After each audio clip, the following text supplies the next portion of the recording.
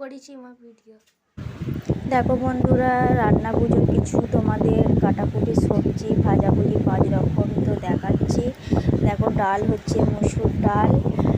আর ভিডিওটি কেমন লাগলে বলবে। হ্যাঁ, আমাদের কাতলা মাছের ঝাল আর ইলিশ মাছের টক করতে হয় রান্না পুজোতে, জানো তো বন্ধুরা। এই দেখো ইলিশ মাছ দাদা কিনে নিয়ে এসেছে। ইলিশ মাছ ঠাকুরকে টক দিতেই হয়, তো দাদা বাজার থেকে অল্প করেই কিনে নিয়ে এসেছে, তো কাউকে দেবো না বলে, বুঝতে পারছো তো।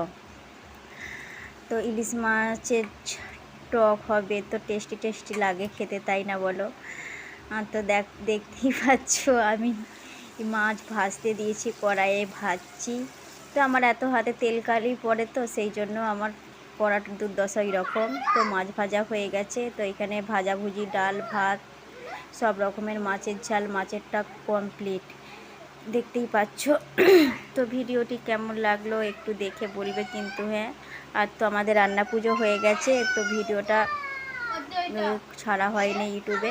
তো ভিডিওটি কেমন লাগলো অবশ্যই বলো কিন্তু তোমরা।